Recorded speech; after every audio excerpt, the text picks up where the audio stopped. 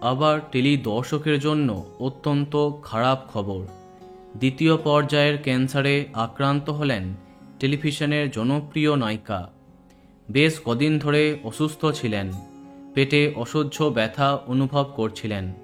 এবার দুঃসংবাদ দিলেন হিন্দি টেলিভিশনের জনপ্রিয় নায়িকা দীপিকা কক্কর। শাশুড়াল সিমার কা, কাহা হাম কাহা তুম, ঝলক দিখলা যা প্রভৃতি হিন্দি শোয়ের মাধ্যমে জনপ্রিয়তার শিখর ছুঁয়েছিলেন।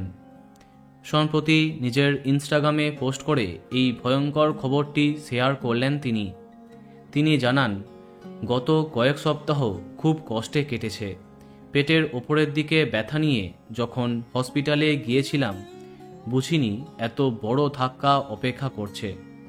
পরে জানতে পারি লিভারে টেনিস বলের সাইজের একটা টিউমার আছে এবং সেই টিউমার দ্বিতীয় স্তরের মেলিগন্যান্ট ক্যান্সার।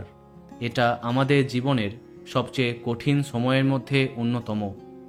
এই খবর সামনে আসতেই তার পরিচিত মহল থেকে তার ভক্তরা দুশ্চিন্তায় ভেঙে পড়েছেন। একজন লিখেছেন, আমি হতবাক, আপনি ফাইটার, ঠিক লড়াই জিতে ফিরে আসবেন। আমরা সবাই আপনার জন্য প্রার্থনা করছি।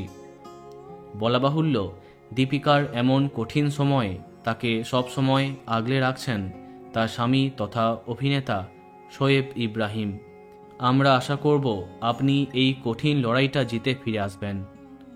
বন্ধুরা, ভিডিওটি এইটুকুই। বাংলা বিনোদনের অন্যান্য আরও খবর পেতে সাবস্ক্রাইব কারেন্ট পজ। ধন্যবাদ।